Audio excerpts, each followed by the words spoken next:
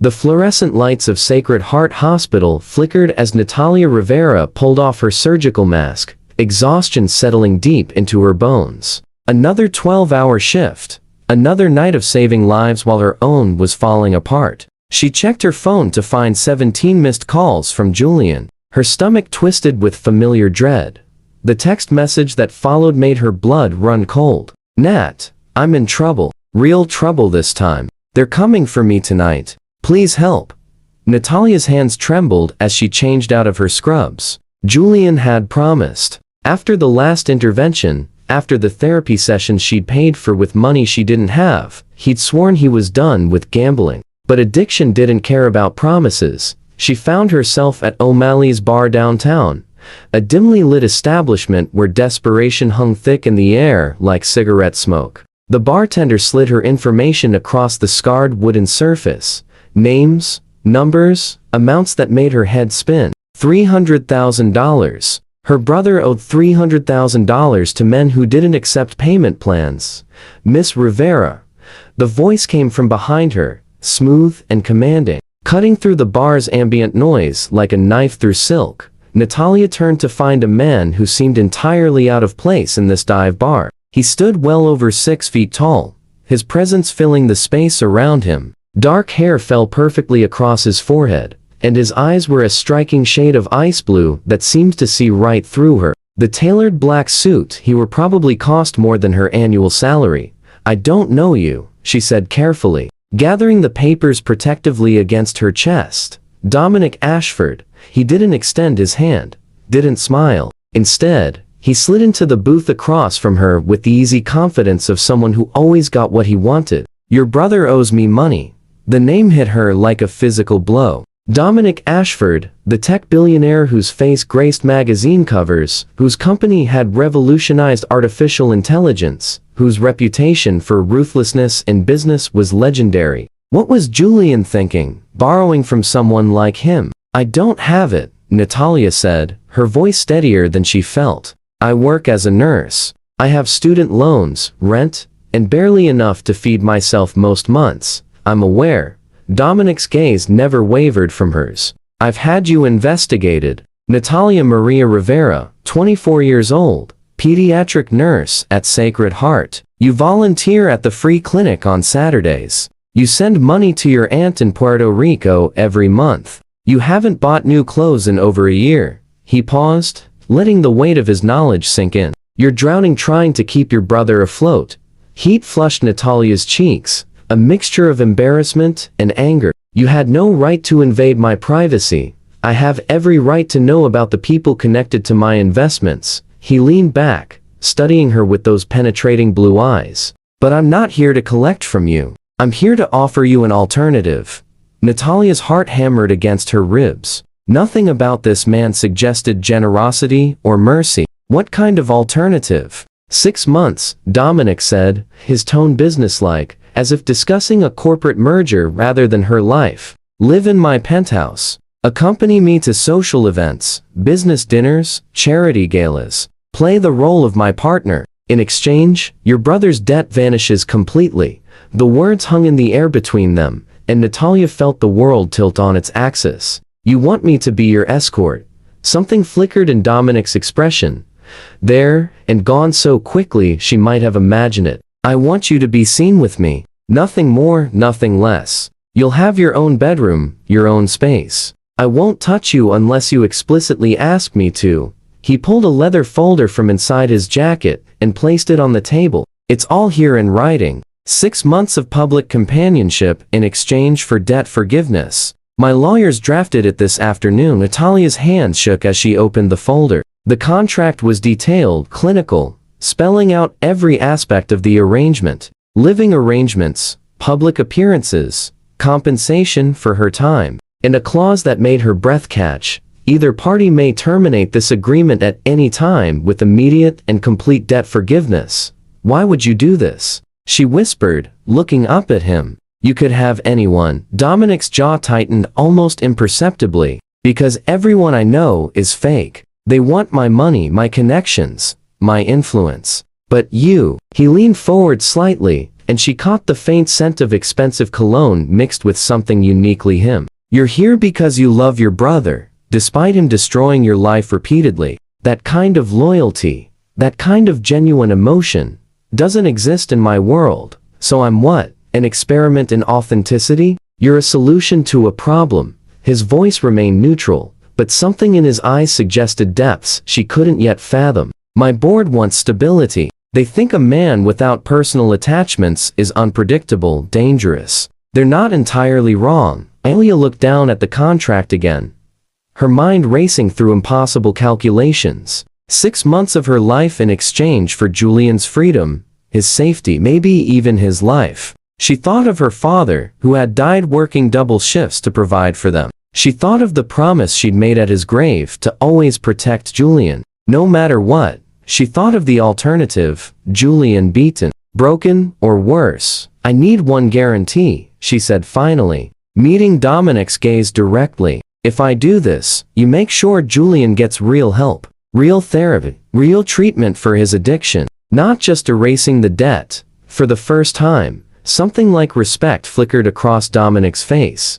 Done. I'll have him in the best treatment facility in the state by tomorrow afternoon.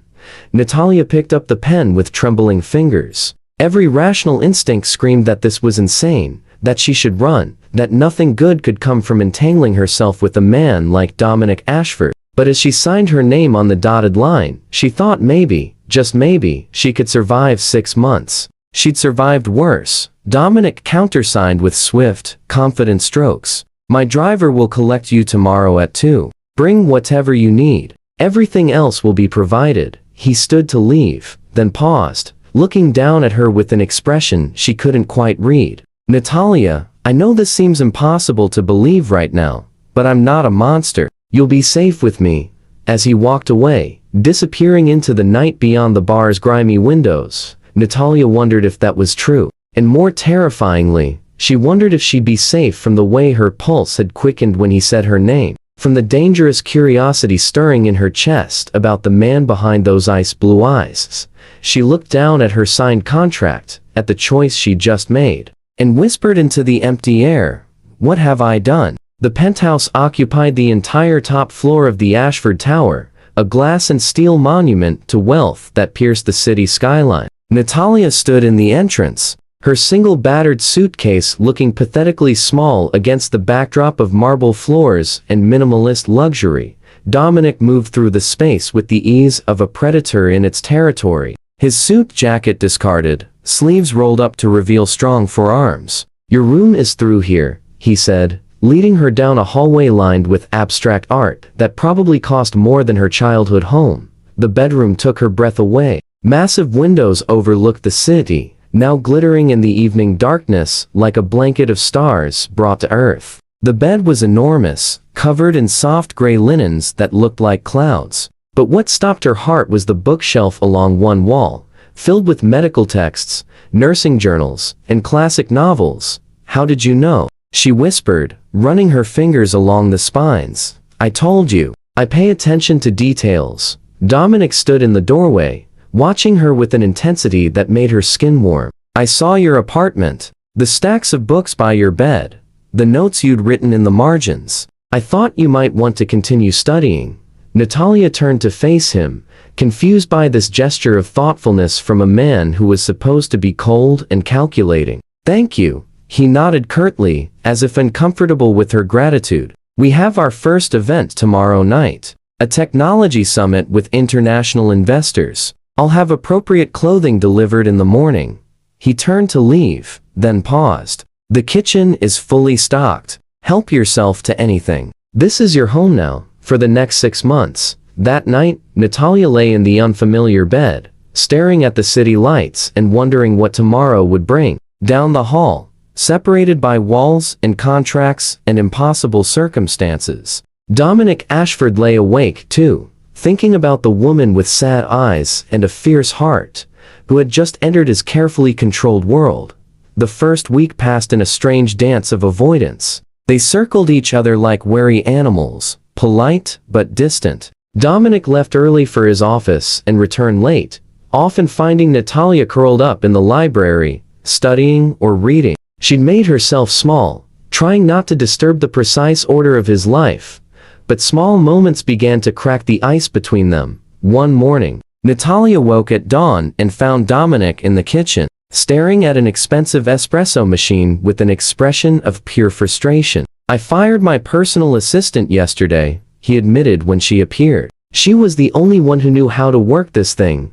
Natalia laughed, a genuine sound that lit up her face and made Dominic's chest tighten unexpectedly. "Let me," she said, moving past him. Within minutes, the rich aroma of coffee filled the space. She handed him a perfect espresso, their fingers brushing in the exchange. The contact sent electricity through both of them. "How do you know how to use a $15,000 Italian espresso machine?" Dominic asked, sipping the coffee with appreciation. "I worked at a high-end cafe during nursing school," Natalia replied, making herself a cup. The owner was obsessed with authenticity. "He imported the machine from Milan and made us all learn." She smiled at the memory. "I burned myself on the steam wand at least a dozen times before I got it right."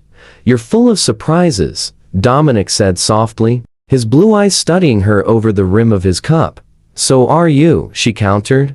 "Ruthless billionaire who can't operate his own coffee maker." The corner of his mouth twitched, almost a smile. It transformed his face, making him look younger, less guarded. "Don't let that get out. It would ruin my reputation." From that morning on, they began having coffee together at dawn. It became their ritual, a quiet space where the pretense of their arrangement faded, and they were just two people learning each other's rhythms. The breakthrough came 2 weeks in. During a particularly brutal rainstorm, Natalia returned from her volunteer shift at the clinic soaked to the bone, her shoes squelching water across the marble floor. Dominic looked up from his laptop, his expression shifting from surprise to concern. "What happened to my driver?" he demanded, standing. "I told him not to wait. The clinic was busy, and I didn't know how long I'd be."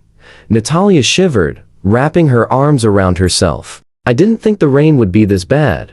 Dominic crossed to her in 3 long strides, his hands hovering near her shoulders, but not quite touching. "You're freezing. Go take a hot shower. I'll make tea." "You don't have to go," he ordered, his voice leaving no room for argument. 20 minutes later, wrapped in a fluffy robe she'd found in the bathroom, Natalia emerged to find Dominic in the living room. He'd changed into casual clothes the first time she'd seen him in anything but a suit. The jeans and black sweater made him look more human, more approachable. A steaming mug of tea waited on the coffee table, next to a plate of chocolate cookies.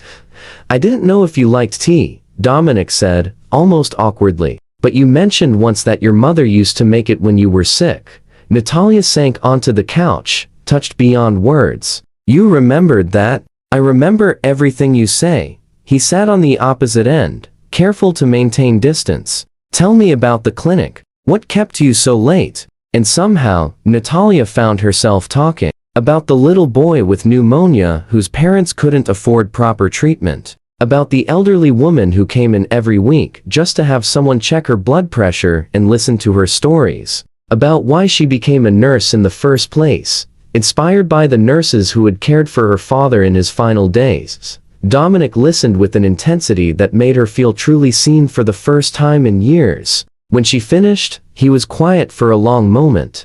"My mother left when I was 10, he said finally, his voice rough. "She said she married my father for his money, stayed long enough to secure her divorce settlement, and left. She didn't even say goodbye." He stared into his own untouched tea. "My father threw himself into work after that, built his empire, made his billions, and barely noticed I existed. I was raised by nannies and boarding schools." Natalia's heart ached for the lonely boy. "He must have been." "I'm sorry." "Don't be." His jaw tightened. "It taught me that everyone wants something. Everyone has an angle. Trust is just a weakness people exploit." He looked at her then, vulnerability flickering in those blue eyes. "Until you."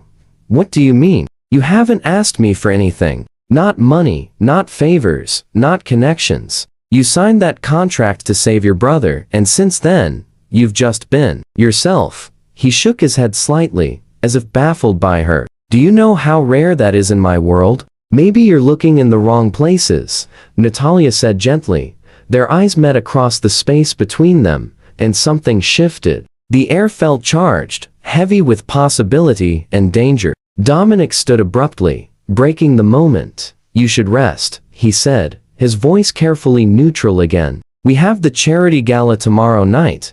But as Natalia watched him walk away, she saw his hands clench into fists at his sides, saw the tension in his shoulders, and realized something terrifying. Dominic Ashford was fighting the same attraction she was. The charity gala was held in the grand ballroom of the Regency Hotel, all crystal chandeliers and champagne fountains. Natalia wore a midnight blue gown that hugged her curves before flowing to the floor like water. When she'd emerged from her room, Dominic had frozen mid-step, his eyes darkening as they traveled over her.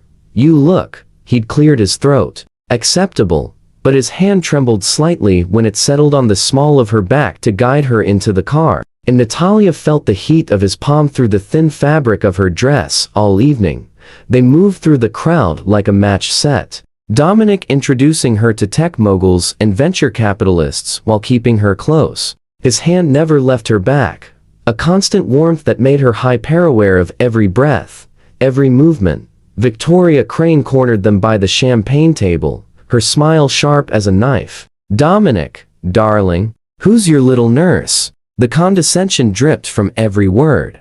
"Natalia Rivera," Dominic said coldly, "and I'd appreciate it if you showed her the respect she deserves." Victoria's eyes narrowed. "How quaint. Playing house with the help. When will you tire of this phase and return to reality?" Natalia felt her cheeks burn, but before she could respond, Dominic stepped between them, his voice dropping to a dangerous register. "Careful, Victoria. Your jealousy is showing, and it's not attractive." "Jealous?" Victoria laughed harshly. "Of what? A temporary distraction? Of someone who's genuine," Natalia said quietly, finding her voice. "Of someone who doesn't have to buy loyalty or affection, because she actually inspires it in people." Victoria's face flushed red. "You have no idea who you're dealing with, little girl." "No," Dominic said, his hand tightening protectively on Natalia's waist. "You have no idea who you're dealing with. Natalia has more integrity in her little finger than everyone in this room combined."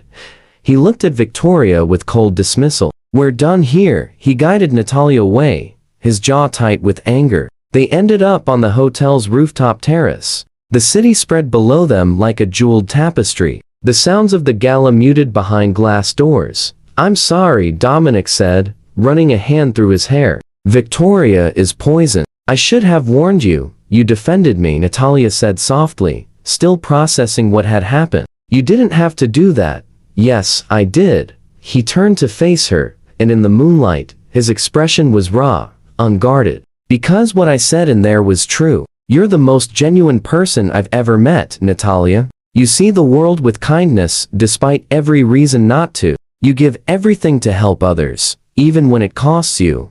He stepped closer, his voice dropping. "And I can't stop thinking about you." Natalia's breath caught. "Dominic, tell me I'm alone in this," he said, his hand reaching up to cup her face gently. "Tell me you don't feel this thing between us, and I'll step back. I'll keep our arrangement professional. But if you feel even a fraction of what I feel," she kissed him, rising on her toes. Natalia pressed her lips to his, answering his question with action instead of words. For a heartbeat, Dominic remained frozen, shocked. Then he groaned deep in his throat and pulled her against him, kissing her back with a hunger that stole her breath.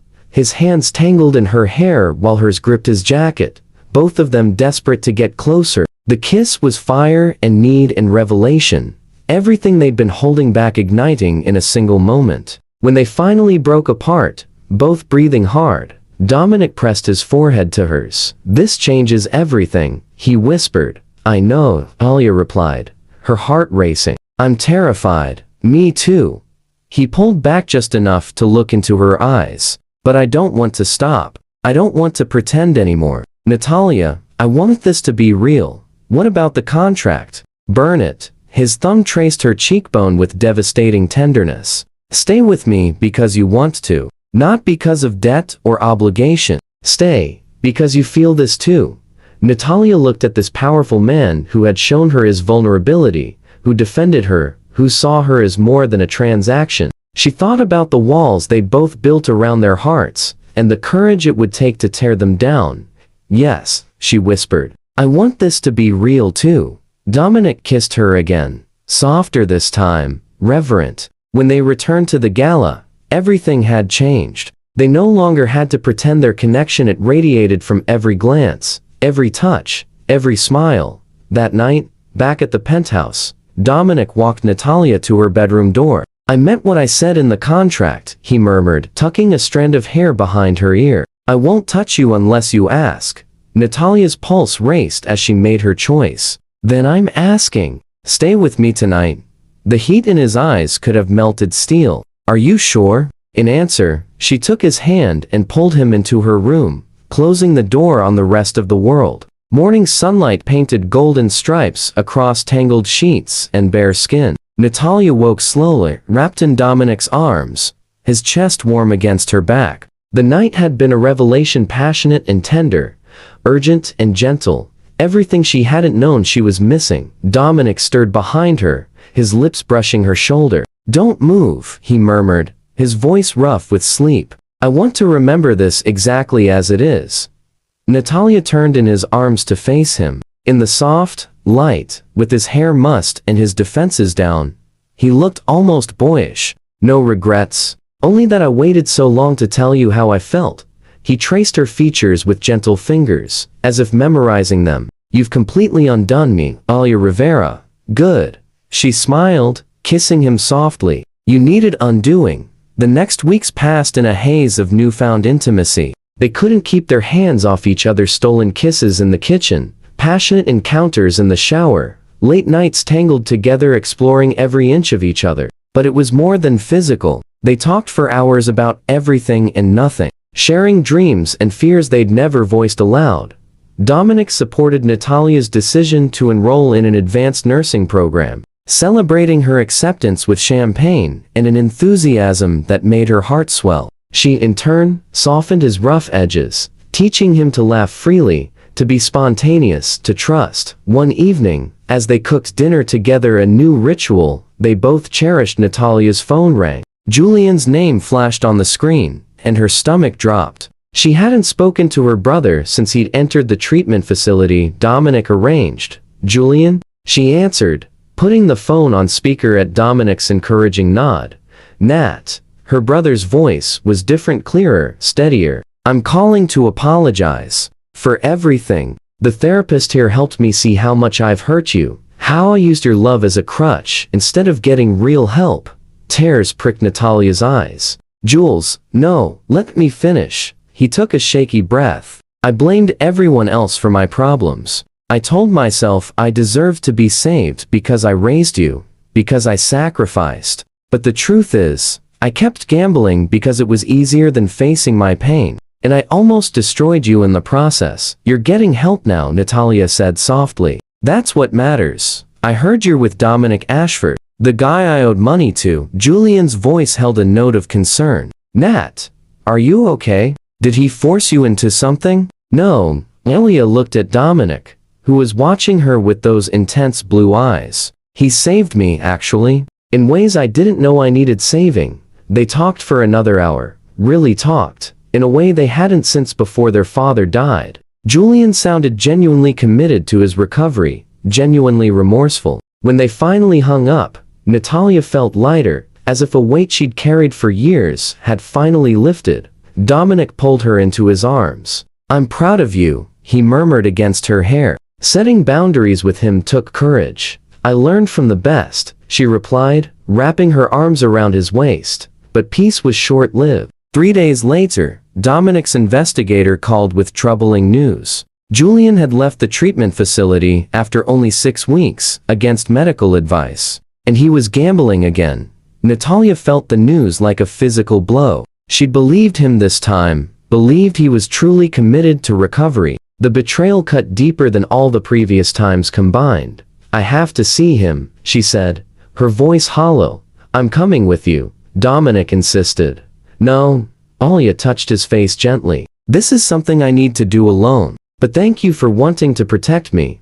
She found Julian at underground poker game in a warehouse district, surrounded by smoke and desperate men. When he saw her, shame flooded his face. Nat, I can explain. No, she held up a hand, her voice steady despite the tears threatening to fall. I'm done with explanations, Julian. I'm done with promises you never keep and apologies that mean nothing. You don't understand, he said desperately. The treatment wasn't working. I tried, but nothing was as easy as gambling, Natalia finished. I know. I've heard it all before. She took a deep breath, saying the words she'd never thought she could say. I love you, Jules. You're my brother, and I'll always love you. But I can't save you anymore. Only you can do that. So that's it? You're just abandoning me? No, she said firmly. I'm choosing myself. I'm choosing a life that isn't defined by your addiction. You want help, real help? Call me when you're ready to commit to 90 days of inpatient treatment. Not 6 weeks. 90 days. And then outpatient therapy for at least a year. That's insane. I can't. Then we're done here. Natalia's voice cracked but didn't break. I've given you everything I have, Jules. I've sacrificed my happiness, my education, my life trying to fix you. But I can't fix you. I can only fix myself. She turned to leave, and Julian's voice stopped her. He'll hurt you eventually, you know. Rich men like Ashford, they always do. Natalia looked back at her brother, this man she'd sacrificed so much for, and felt only sadness. Maybe, but that's my choice to make. Just like your gambling is your choice. The difference is, I'm choosing something that makes me happy. She walked out of that warehouse and didn't look back. When she returned to the penthouse, Dominic was waiting, his face etched with concern. The moment he saw her expression, he pulled her into his arms. Natalia let herself break then, sobbing against his chest while he held her, whispering words of comfort and love. I'm so proud of you, he said when her tears finally subsided. That took incredible strength. It hurts, she whispered. Choosing myself hurts. I know. He tilted her face up to meet his eyes. But pain means you're healing. It means you're breaking old patterns and building something new. That night, they didn't make love. Instead, Dominic ran her a bath, sat beside the tub, and simply held her hand while she soaked. He wrapped her in a soft robe, carried her to bed, and held her while she cried herself to sleep. His presence was steady, unwavering, the anchor she needed in the storm. The next morning, Natalia woke to find Dominic gone, a note on his pillow.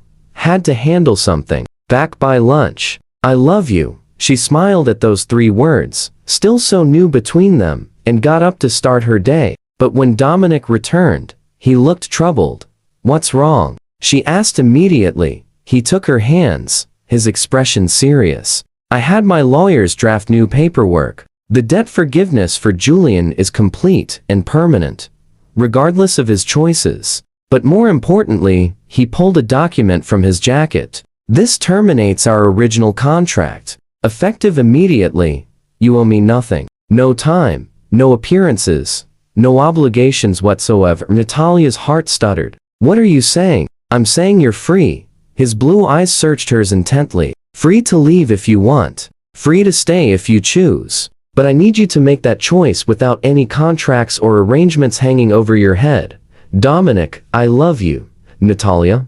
His voice was raw with emotion. I'm in love with you in a way I didn't think possible. But I won't keep you here because of guilt or obligation. I want you to stay because you want to be with me, because you love me too. Not because of what I can provide or what I can fix. Tears streamed down Natalia's face as she looked at this incredible man who had transformed from a cold billionaire into someone capable of such vulnerability, such genuine love. You really don't get it, do you? She said, laughing through her tears. I'm not here because of contracts or money or what you can do for me. I'm here because you see me, the real me, not the caretaker or the nurse or the sister drowning in someone else's problems. You see Natalia, and you love her anyway. She took his face in her hands. I love you too, Dominic Ashford. I love your intensity and your wounded heart, and the way you try to hide your kindness behind business logic. I love how you've opened yourself up to me despite every instinct telling you to protect yourself. I'm not going anywhere. Dominic crushed her against him, kissing her with desperate relief. Marry me, he breathed against her lips. I know it's fast. I know it's insane. But Natalia, I want forever with you. Yes. She didn't hesitate. Yes. 1,000 times yes. They made love then with a new understanding, a new commitment. This wasn't an arrangement or a transaction. This was two wounded souls who had found healing in each other, who had learned to trust despite their scars, who had chosen love even when it terrified them. Months later, Natalia stood in a simple white dress on a rooftop overlooking the city where their story began. Dominic waited for her, his eyes wet with tears as she walked toward him. The ceremony was small, intimate, just a few close friends and the officiant. When they exchanged vows, Natalia promised to love him through the walls he still occasionally built, to remind him he was worthy of love, to be his partner in every sense of the word. Dominic promised to support her dreams, to never take her for granted, to spend every day proving that love, real love, was more than a transaction. As they kissed as husband and wife, the city stretched below them, full of possibility and promise. Julian sent a card weeks later from a new treatment facility. It simply said, I'm trying, really trying this time. Thank you for loving me enough to let me fall. Natalia cried when she read it, but they were tears of hope rather than pain. Maybe her brother would make it this time, maybe he wouldn't. But either way, she had finally learned that she could only control her own choices, her own happiness, and she had chosen well. Their first anniversary, Dominic surprised her with a fully equipped home clinic where she could provide free healthcare to those who couldn't afford it. You gave up so much for your brother, he said, as he showed her around. I wanted to give you something that honors that compassion, but lets you help on your terms. Natalia looked at her husband, this man who had started as a cold transaction and become her everything, and knew she was exactly where she belonged. I love you, she whispered, pulling him close. I love you too, he replied. My innocent bride who was never really sold, but who chose to stay anyway, and in the end, that choice, made freely and with open eyes, was what transformed both their lives from loneliness into love, from isolation into partnership, from mere survival into truly living. They had both been lost, both been wounded by those they trusted, but together, they had found redemption, healing, and a love deeper than either had dreamed possible. The arrangement had ended long ago, but their story was just beginning.